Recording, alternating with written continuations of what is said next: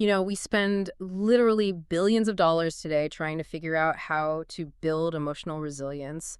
We study um, CEOs, elite athletes, military operators, you name it. Well, absolutely. We're Yeah. completely obsessed with optimization. Right. But what if the ultimate psychological blueprint for managing extreme anxiety wasn't developed in a modern clinical lab? What if it was actually built by an illiterate carpenter facing a brutal execution over 2,000 years ago? It is a pretty mind-blowing premise when you really stop to think about it. It really is. So, welcome to today's deep dive. For you listening, we're opening up a really fascinating stack of sources today. We are looking specifically at the clinical analysis of Dr. Augusto Cury in his book, The Master of Life. Yeah, which is the third volume in his larger collection, Analyzing the Intelligence of Christ. Exactly. And our mission here is to look at what might be the most intense psychological stress test ever recorded. We want to extract the emotional training from that event so we can, apply it today. And it is a fascinating premise because we are doing something highly specific with this source material. We're completely stripping away the theological dogma. Right, which is an important distinction to make right up front. Exactly. Yeah. Because whether you view the historical figure of Jesus as divine or a revolutionary or just an ancient teacher, that is totally outside the scope of our mission today.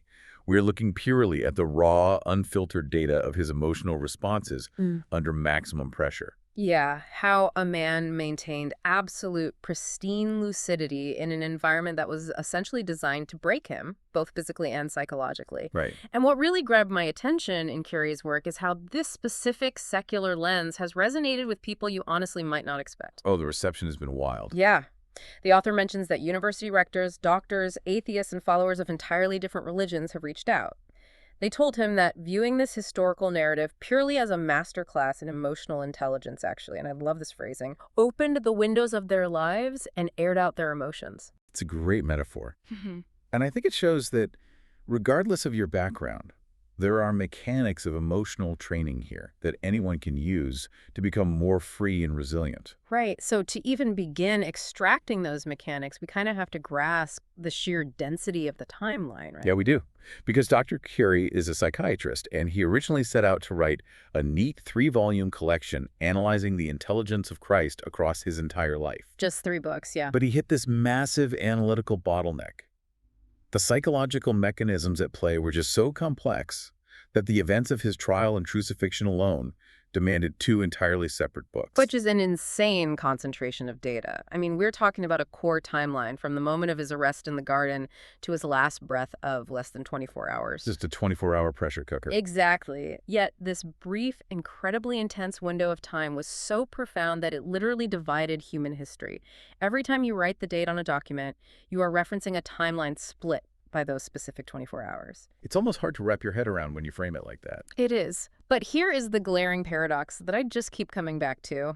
He was a carpenter from Nazareth. Right. He wasn't some Roman patrician trained in Stoicism. He didn't study rhetoric in the elite academies of Athens. He was a manual laborer. The guy working with wood and tools every day. Yeah, exactly. So how does someone with rough hands, someone used to shaping raw wood, develop the unprecedented emotional granularity required to navigate the darkest corners of the human psyche? It's an incredible question. I mean, to me, it's kind of like looking at a master sculptor, but instead of using a chisel on marble, he's using pure empathy and words to shape human emotion. And he does his most profound work while the clock is ticking down in this 24-hour window. And that contrast is exactly what makes the clinical analysis so compelling. Because you'd expect a certain bluntness or reactivity from a life of hard physical labor in the ancient world. Sure, you'd expect someone to be a bit hardened by it. Exactly. Instead, you find a level of emotional sophistication that completely shatters modern biological expectations. How so, biologically? Well, let's look at the mechanics of the human brain under extreme duress. When a person is facing the apex of pain or a literal threat to their life, the brain typically undergoes what we call an amygdala hijack. Okay, the survival system taking over. Right. The amygdala, the primitive survival-driven alarm system in your brain, floods your system with stress hormones, and it effectively shuts down the prefrontal cortex, which is the part of your brain responsible for logic, empathy, and complex thought. So your system basically defaults to fight, flight, or freeze. You lash out, or you completely shut down. Exactly. But the source material highlights that at the height of physical torture, this carpenter was actively engaging his higher executive functions. Wait, really? While being physically tortured? Yeah, he produced poetic phrases. At the peak of social humiliation, he expressed perfect serenity. That's wild. By all biological and neurological metrics, his prefrontal cortex should have been entirely offline. He should have been completely psychologically fractured. Yeah. Yet he maintained profound emotional regulation. It's like he had a psychological shock absorber built into his mind. That's a really good way to put it. Because, when engineers build a massive suspension bridge, they don't design it to be perfectly rigid against hurricane force winds. A rigid bridge just snaps. They design it to flex, to absorb the kinetic energy and distribute the weight. Right, it has to move with the pressure. Exactly. And he somehow engineered his mind to absorb the kinetic energy of absolute trauma without snapping. But that brings up a massive question for me. What's that? If he was this serene, incredibly emotionally intelligent guy, how did he end up triggering a brutal execution in the first place? To understand that, we kind of have to transition from his internal emotional state to the external societal friction he was causing. We definitely do. We have to analyze the social agitator. Right. Think about the cultural and political reality of Jerusalem at that time. It was an ancient city, completely obsessed with the glory of its past, yet currently stagnating under the oppressive, heavy yoke of the Roman Empire. It was a very tense environment. Extremely tense. The social hierarchies were rigid, the religious routines were inflexible, the city was culturally depressed, and then this manual laborer walks in and disrupts the entire stagnant ecosystem. And he didn't do it by raising an army or stockpiling weapons. He did it by proposing entirely new principles for human relations. He tore down deeply ingrained social prejudices just by talking to people. And that terrified the elite leaders. Right. Not because he was violent. I mean, the source notes he was completely docile, but because his astonishing intelligence created massive cognitive dissonance for them. The empire understands swords and shields. It knows how to crush a rebellion. Exactly. It has absolutely no idea how to crush a man who dismantles their authority with empathy and logic. Which is why the scene of his arrest, at least as painted in the source text, is so telling. The garden scene, right? Yeah. It's a dense, freezing night. A heavily armed military escort is marching into a garden to arrest one single unarmed man. A man who, as the author points out, never forced a single person to follow him. Right. Yet the text observes that the soldiers had tense faces. They were taking hurried steps. They were intensely worried. You literally have an armed battalion terrified of a pacifist. Because they had tried to trap him before. Right. His enemies had tried to stone him. They set up elaborate intellectual traps to catch him contradicting himself, and he just outmaneuvered them every single time. He was steps ahead of them. He was. He actually tried to avoid the crowds a lot of the time, but the source notes that whenever he spoke, he set hearts on fire. So, of course, the soldiers are sweating in the dark. They didn't know what to expect. But here is where the narrative stops making sense to me from a purely survival standpoint. Okay, lay it on me. So the source discusses the psychology of anticipation, right? It notes that he intentionally retreated to this quiet garden, away from the protective crowds, specifically to facilitate his own arrest. Right, he knew they were coming. He went there to prepare himself to endure the unendurable. But wait, basic human biology dictates a fight-or-flight response. Seeking out trauma goes against our most primal, deeply ingrained survival instincts. It absolutely does. So if he knew the escort was coming, and he knew the sheer brutality of a Roman execution, why not just slip away into the desert? Because it wasn't passive surrender, it was a highly calculated masterclass in psychological preparation. Okay, unpack that a bit. Well, he knew he was going to be betrayed by one of his closest disciples, a betrayal that completely contradicted everything that disciple had witnessed. But rather than being caught off guard and letting panic take the wheel, he engaged in profound, active emotional processing beforehand. By going to the garden. Yes. The text describes how he bowed his face to the ground in that garden, literally groaning in pain. He was actively visualizing the terror, the humiliation, and the physical agony. But wait, isn't ruminating on future pain a guaranteed recipe for a panic attack? I mean, modern psychology often tells us to stay in the present moment, to ground ourselves. That's the common advice, yeah. So how is agonizing in a garden hours before the event any different from just spiraling into debilitating anxiety? Because there is a massive clinical difference between passive spiraling and active exposure therapy. Yeah, okay. Spiraling is when your anxiety controls the narrative and you feel totally helpless. What he was doing was more akin to stress inoculation training. Stress inoculation. So he's introducing the stress to build immunity. Exactly. He wasn't suppressing his fear by pretending everything would be fine. He was confronting the absolute worst-case scenario head-on in isolation. Wow. By allowing his mind and body to fully experience the dread and process the emotional weight in the dark, he was preventing that amygdala hijack from happening later. He exhausted the panic response on his own terms. So instead of the trauma catching him off guard and shattering his psychological bridge all at once, he effectively preloaded the weight. That's exactly it. He put his own mind through the stress test so that when the soldiers actually arrived with their weapons and their tense faces, his baseline was already recalibrated. He was the calmest person in the room because he had already survived the execution in his mind. It is a staggering level of emotional regulation. Sure. Process the fear so the fear doesn't process you. And that lucidity is what allowed him to maintain his composure through the ensuing trials. That makes a lot of sense. But, holding yourself together when you are the one suffering is only half of the equation when we evaluate emotional intelligence. Very true. To fully understand his psychological profile, we have to look backwards at how he processed the ultimate suffering of others. Right. And this brings us to one of the most fascinating clinical breakdowns in the source text, the story of Lazarus. Well, this part is incredible. It really is. The author focuses intensely on the stark medical reality of this event.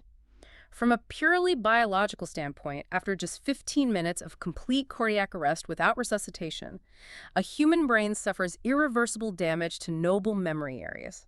That is a hard biological limit. And Lazarus had been dead for 4 days. 4 days. So when Jesus intervenes, the author describes the event as causing a literal tumult in the laws of biology and physics. Which is an understatement. Yeah. But here's the catch, and this is where I really had to pause and think.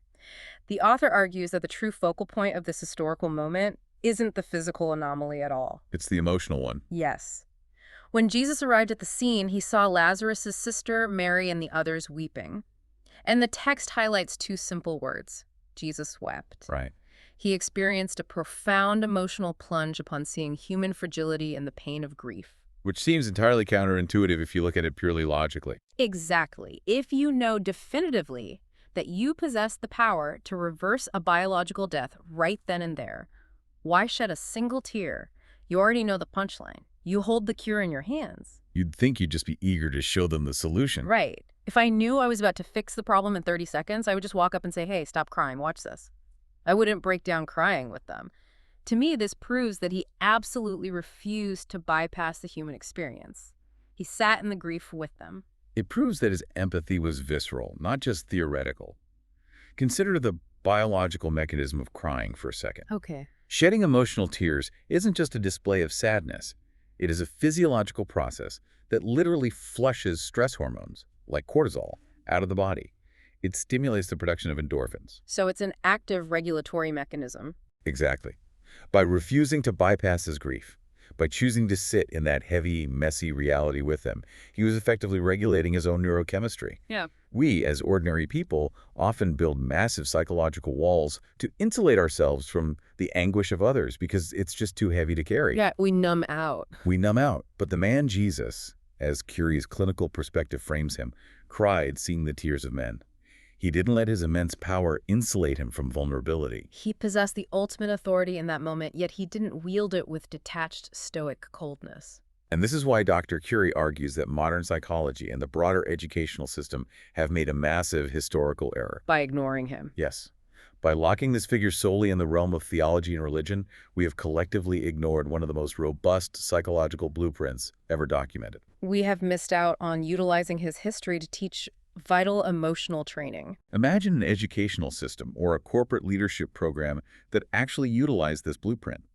We could teach people how to prevent psychological illness, how to manage debilitating anxiety through active processing rather than suppression. And how to create strong, deeply empathetic leaders.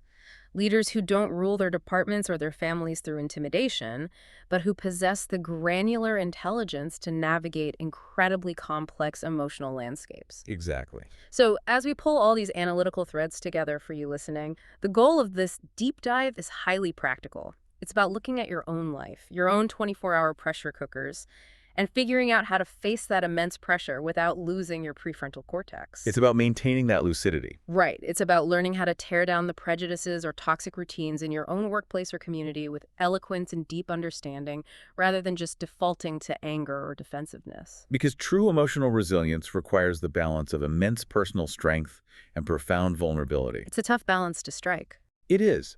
But it is the understanding that possessing the capability to handle a crisis doesn't mean you shouldn't have the empathy to weep at the pain it causes others. As the source material points out, during his trial and torture, when he couldn't use words, he taught through silence. Yeah, that part really stuck with me. He taught through a steady look, through his calm reactions to humiliation, and sometimes through his tears. Your reactions are always teaching the people around you, especially when the pressure is on. But as we wrap up, there is one final, entirely different angle to consider here, something that wasn't explicitly broken down in our discussion of his internal emotional regulation. Oh, what's that? Well, we've spent this whole time analyzing how he mastered his own mind to survive the trauma. But it makes you wonder if he possessed this unprecedented, granular understanding of human psychology. Did he allow himself to be arrested and tortured just to fulfill a historical timeline? That's an interesting question. Or did he know that human beings are so incredibly stubborn, so deeply wired to respect power and violence, that the only psychological trigger, massive enough to force humanity to actually rethink its behavior, was the ultimate contrast? Oh, wow. What if he willingly walked into that garden, not just to manage his own anxiety, but because he knew that showcasing absolute unbroken empathy in the face of maximum brutality was the only way to permanently hack human history? That is a profound thought to leave on. Something to think about the next time you find yourself navigating a chaotic world. And until next time, keep digging deeper.